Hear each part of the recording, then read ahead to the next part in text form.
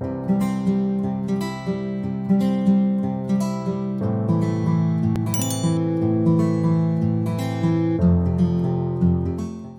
శ్రీమన్నారాయణ. నేను మీ సూర్యకుమారిని. తెలుగుతన అమ్మతనం ఛానల్కు స్వాగతం అండి. ఈ వీడియోలో నుండి కారంగా తినేటువంటి పదార్థాన్ని చూపిస్తానండి. ఆ పదార్థానికి వెళ్ళేటువంటి ముందర కొత్త వాళ్ళందరూ కూడా సబ్స్క్రైబ్ చేయండి, పక్కనున్న బెల్ ఐకాన్ని నొక్కండి. అయితే ఇక ఆలస్యం ఎందుకండి, మామూలుగా సెలవప్పుడు చేసుకుంటూ ఉండొచ్చు, పండగలకి చేసుకుంటూ ఉండొచ్చు. కారపు బూందీ అనేటువంటి పదార్థాన్ని చేసి చూపిస్తానండి. అది ఎక్కువ అయితే కొంచెం ఎక్కువ సమయం పడుతుంది. కొద్దిగా చేసుకునే వాళ్ళకి 1 గంట లోపల చక్కగా ఒక కేజీ డబ్బాడు బూందీని తయారు చేసేసుకోవచ్చండి. అయితే నేను ఎంత తయారు చేస్తున్నాను, ఏమిటి, దానికి కావలసిన పదార్థాలు అనేటువంటి దానిని మీకు చూపిస్తున్నాను. రండి. మరిక ఒక బాండీ పెట్టుకున్నానండి, కొద్దిగా నూనె పోసుకున్నాను. నేను కొద్దిగానే తయారు చేసుకుంటున్నాను, ఉన్నవాళ్ళు ఇద్దరమే కదా, అదనమాట. ఇక మీకు చూపిస్తున్నానండి. ఇది సోలా గ్లాసు, దీంట్లో తలగేసి శనగపిండి పోసేసానండి. ఇక బియ్య పిండి అనేటువంటిది కరకర వస్తుందండి. ఈ స్పూన్ నిండా బియ్య పిండిని వేసాను అనమాట. ఆ బియ్య పిండి అనేటువంటిది మార్కెట్లో తెచ్చుకున్నదైనా పర్వాలేదు, పట్టించుకున్నదైనా పర్వాలేదు. ఇక 2 కరివేపాకు రొబ్బలు తీసుకుంటున్నాను అనమాట అండి. ఈ పిండిలోకి రుచికి సరిపడా ఉప్పు వేసానండి, కొద్దిగా కారం వేసాను. ఎందుకంటే బూందీ అనేటువంటి నవ్వుతున్నప్పుడు కొంచెం కారంగా ఉంటే బాగుంటుంది అనమాట. దీనిని ఎలా కలుపుకోవాలనేది చూపిస్తానండి. ఇక బూందీ కొంతమంది కరివేపాకు ఉత్తి బూందీవే ఉంచుకుంటారు. మరి కొంతమంది కొన్ని పల్లీలు, జీడిపప్పు పలుకులు వేసుకుని, ఇష్టం ఉంటే తీతీగా ఉండాలనుకునే వాళ్ళు వేసుకోవాలనుకుంటే 4 కిస్మిస్ పళ్ళు వేసుకుంటారు. ఇవన్నీ మన ఇష్టంతో కూడుకున్నటువంటివేనండి. ఇందులో ఇవి వేసుకోవాలా అవి వేసుకోవాలనేది ఏమీ లేదు. మనకి ఇష్టమైనవి వేసుకోవచ్చు, ఇష్టం లేని వాటిని అవాయిడ్ చేసేయచ్చు అనమాట అండి. అర్థమైంది కదా. ఇప్పుడు మరి పిండి ముఖ్యంగా కలుపుకోవడానికి నీళ్ళు అనేటువంటిది కావాలి కదండి. ఈ చెంబుతో నీళ్లు తీసుకున్నాను. ఇదిగో పిండిని ముందర ఉండలు అవి లేకుండా శుభ్రంగా ఇలా కలిపేసుకోండి. అంటే ఉప్పు సరిపడిందా లేదా అని కొంతమంది పిండి నోట్లో వేసుకుని చూసుకుంటారు. కారం కూడా ఎక్కువ అక్కర్లేదండి. తర్వాత మరి కొంచెం కారం అనేటువంటిది జల్లుకుంటాం కాబట్టి కారం అనేది ఎక్కువ అక్కర్లేదు. ఉప్పు సరిపడిందో లేదో పిండి ఇలా నోట్లో వేసుకుంటే కమ్మగా ఉంటే చాలండి. ఎక్కువ ఉప్పు అనేది శనగపిండికి పట్టదు. శనగపిండి తీపి గుణం కలిగినటువంటిది కాబట్టి నేను పిండినే కొంచెం నోట్లో వేసుకుంటున్నాను. ఉప్పు సరిపడిందో లేదో చూసుకున్నాను. ఉప్పు చప్పగా ఉన్నా తినలేము, ఎక్కువైనా తినలేము, సమానంగా ఉండాలి కాబట్టి నోట్లో వేసుకుని చూస్తున్నా అండి. కొంచెం ఉప్పు వేయాలండి. నేను వేసిన ఉప్పు సరిపడలేదు, నా ఉప్పు జాడి ఇక్కడే ఉంటుంది కాబట్టి ఇదిగో తీసుకుని లైట్ గా వేసుకుంటే సరిపడుతుందండి, ఎక్కువ అక్కర్లేదు. ఇదిగో మీకు చూపిస్తున్నాను.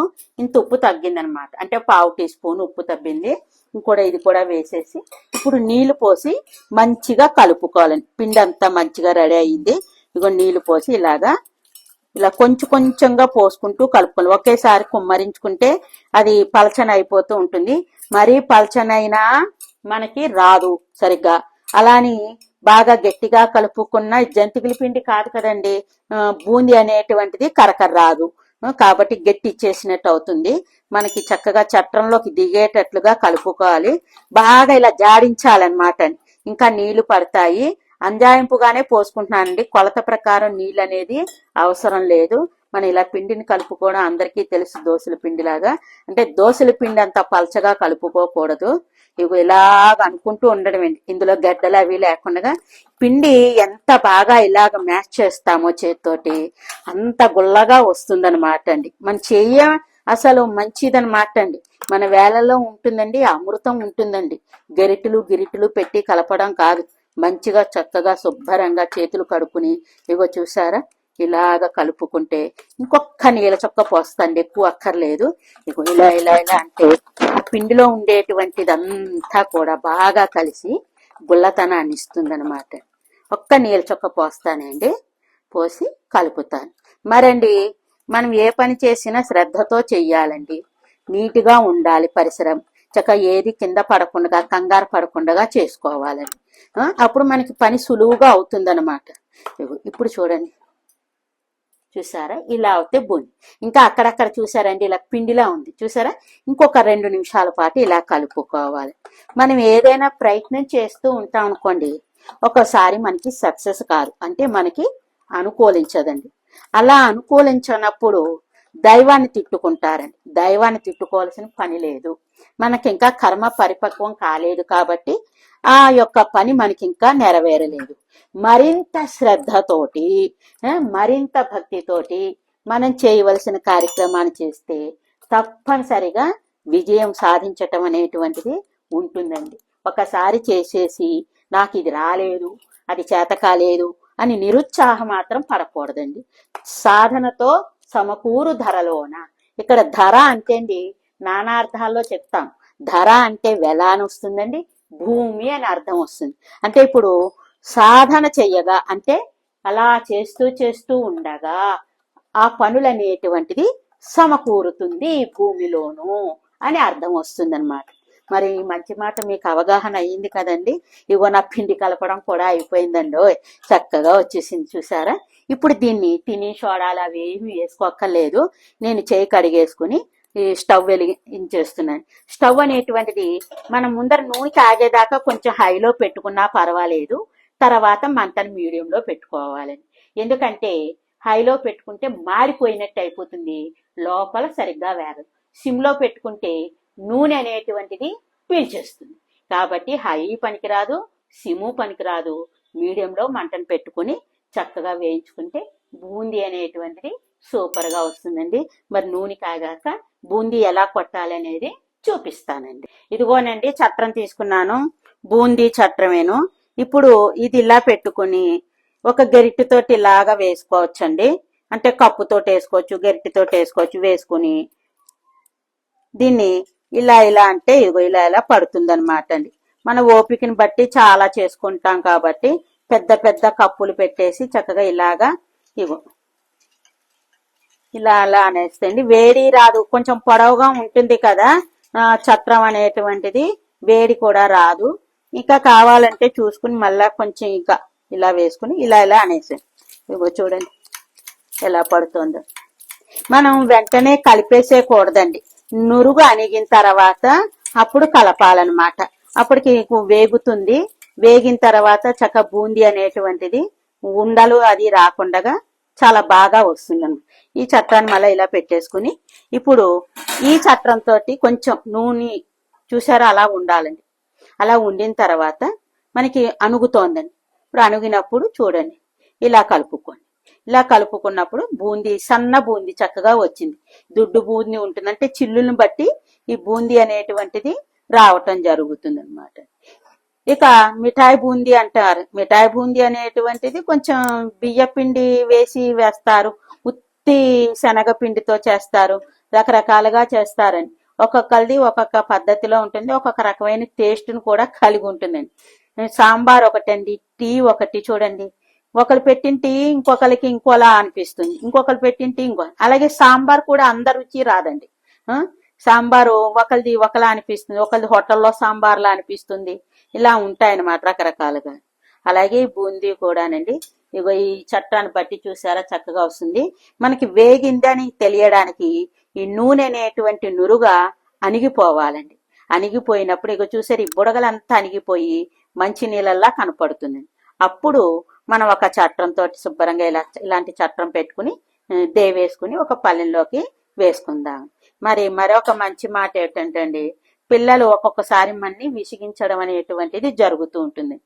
అప్పుడు మనం ఒక్కోసారి కోపంతో తిడుతూ ఉంటాము. పిల్లలు కూడా కొంచెం అవగాహన అనేటువంటిది చేసుకునేటట్లుగా చూడాలి. రోజు ఉదయాన్నే లేస్తూ దేవుడికి దండం పెట్టుకోమని మనం చెప్పాలి. దండం ఎందుకు పెట్టుకోవాలి అని ఎదురు ప్రశ్న వేస్తారండి కొంతమంది పిల్లలు. మనం ఆహారం ఎందుకు తింటున్నాం? శరీరానికి బలం రావటానికి.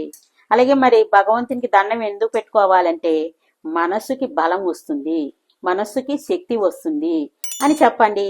అప్పుడు శక్తి బలము అనగానే వాళ్ళకి ఒక రకమైన అభిప్రాయం ఏర్పడుతుంది. నేను ఒక శక్తివంతుని అవుతాను అనేటువంటి భావన వాళ్ళలో కలుగుతుంది. కాబట్టి వాళ్ళ మరుసటి నుంచి నుదుటికి చిన్న కుంకుమ బొట్టు అనేటువంటిది తప్పనిసరిగా పెట్టుకోమనండి.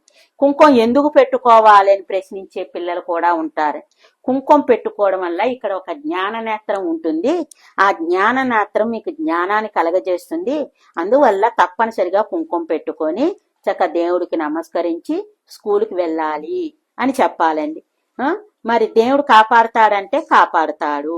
ఎలా కాపాడుతాడు నీకు తెలియదు, కానీ నిన్ను వెనుక ఉండి కాపాడుతూ ఉంటాడు, రక్షిస్తూ ఉంటాడు అని చెప్పండి. అదే సంగతి. బూందీ వేగిందండి. సిమ్లోకి మంట మార్చుకుని ఇగో ఈ పల్లెంలోకి తీసుకుంటున్నాను. చూసారా, అలా గలగల్లాడుతూ రావాలి. ఇక చక్కగా వస్తుంది. బూందీని అంతని దేవేశాక మరలా బూందీ అంతా తయారై మరలా అలాగే కొట్టుకోవడం అండి. మరి ఇంకేమీ లేదు. ఈ బూందీని అంతా ఇలా తీసేసిన తర్వాత మరలా చట్రం పెట్టుకొని బూందీని చక్కగా మనం దేవేసుకోవడమే. అంతా దేవుకున్నాక మరి ఏమేం కలుపుకుంటామో చూపిస్తానండి వేసి. అది సంగతి. ఇదిగోండి ఇక్కడ మా మనవరాలు ఉందండి, అది టేస్ట్ చూస్తుందండి. నేను చేస్తానని వచ్చేస్తుందండి. చదువులో కొంచెం చదవమంటే అత్తమాను చదవాలా అంటుందండి. అది సంగతి. ఇదిగోండి ఇంకా వేసేసుకుంటున్నానండి. ఒక 2 వాయిల కింద వేసేసి అయిపోతుంది. కొంచెమే చేసుకుంటున్నానండి, ఎక్కువ చెయ్యను. కొంచెం కింద మీద పడుతోంది. ఇదిగోండి మా మనవరాలు జీడిపప్పు వేయిస్తుందిటండి. వేస్తోంది చూడండి. ఇలా చట్టంలోకి వేసేసుకుని ఆ నూనెలోకి ముంచేసుకోవడమేనే. నూనె మీడియంలోకి పెట్టాను మళ్ళాను. అగోండి అది మనకి కావాలంటే ఇలాగ ఒక స్పూన్ తోటి కలుపుకుంటే దోరగా వేగుతుంది అనమాట అండి. చిన్న చిన్న ముక్కలు చేసేసారు వీళ్ళు. కొంచెం కింద పడితే చట్రంతో తీసుకుందామండి. మరి నేను ఒక చిన్న మంచి మాట చెప్తున్నానండి. అసూయకు మించినటువంటి దానికి మించిన చెడ్డ గుణం మరొకటి లేదండి. అలాగే మనం ఏ పని చేస్తున్నా నిస్వార్థంతో చేసే పనికి భగవంతుడు అనేటువంటి వాటిని మెచ్చుకుంటాడన్నమాట. అసూయ అనేటువంటిది పనికి రాదు అని చెప్పి మనకి శాస్త్రం చెప్తుందన్నమాట అండి. మరి జీడిపప్పు వేగిపోయిందండి. ఇగో అందులోకి వేసేయి, కారబుందిలోకి వేసేయి. ఇక ఇది కూడా కొంచెం దిగిందండి, తీసేసాను. ఇదిగోను ఇప్పుడు పల్లీలు వేయి. అన్ని పల్లీలు కావాలా? చాలు. ముంచు. ఇలా ముంచుకోవడం వల్ల ఏంటంటే అండి, ఇంకా మనం దాంట్లోంచి తీయవలసిన పని లేదు. ఇలా కలుపుకుంటే పల్లీలు కూడా దోరగా వేగిపోతుందండి. ఈ కారబూందిలో మనకి ఇష్టమైన వాటిని వేసుకోవచ్చండి, ఇష్టం లేని వాటిని తీసేయచ్చు. మన వేంపు కారబూంది అంటే కొన్ని పల్లీలు, కరివేపాకు రొబ్బ వేస్తారు. ఈ జీడిపప్పులు అనేటువంటిది కూడా కావాలంటే వేసుకోవచ్చు. చేదా విషమా అండి అది. మరి పల్లీలు కూడా దోరగా వేగుతున్నాయి. పల్లీలు వేగకపోతే మెత్తగా ఉంటుందండి, నవ్వులుతుంటే మెత్తగా ఉంటుంది. కాబట్టి పల్లీలు అనేటువంటిది దోరగా వేగాలండి. చిటపటలాడుతుందండి. మనకి వేగింది అని తెలియాలంటే తొక్క ఊడుతూ పల్లి చిటపటలాడుతుందండి. తీసేయి. నూనె వాడని. ఇప్పుడు అది అందులోకి వేసేయి. ఇక కిస్మిస్లు అవి అనేది మన ఇష్టం అండి. మా మనవరాలు వద్దన్నారు. ఇదిగో కరివేపాకు వేస్తున్నానండి. ఈ కరివేపాకు స్టవ్ బంద్ చేసేస్తున్నానండి. స్టవ్ని బంద్ చేసేసాను. ఈ నూనె చప్పుడికి చక్కగా వేగిపోతుంది అనమాట. తీసేయి. నూనె వాడని, లేకపోతే ఇది. ఇప్పుడు ఇందులోకి ఏం వేసుకుంటారు అని చెప్పి అనుకుంటున్నారు కదండి. ఇగో నా దగ్గర జీలకర్ర కారం ఉందండి. మనం తినే కారాన్ని బట్టి ఒక 1/2 టీ స్పూన్ అనేటువంటిది వేస్తున్నానండి. ఈ 1/2 టీ స్పూన్ ఇలా వేసేసి ఇంకొంచెం వేస్తున్నాను. పిల్లలు ఉన్నారు కదా, కమ్మటి కారం అండి. అప్పుడు ఈ నూనె చట్రంతో ఇలా అడుగు మీద కలిపేసుకోవడమేనండి. ఇలా కలిపేసుకుని చల్లారిన తర్వాత చక్కగా గాజు సీసాలోకో లేకపోతే గట్టి మూత కలిగిన స్టీల్ డబ్బాలోకైనా పోసుకోవచ్చండి, దేంట్లోకైనా పోసుకోవచ్చు. ఇది మా మనవరాలు రుచి చూస్తానన్నారు. మీకు చూడండి ఎంత కలర్ఫుల్గా ఉందోను. ఇప్పుడు మన సీసాలో పెడతాడండి, షాప్కి వెళ్తే దీన్నే అమ్మేస్తాడు. మనం బడబడా కొని తెచ్చేసుకుంటాం.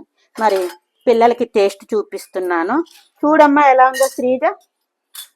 ఆశ్రిత నువ్వు కూడా చూడు, తీసుకుని చేతితో తీసుకుని ఎలా ఉందో చెప్పండి నాకు. బాగుందా?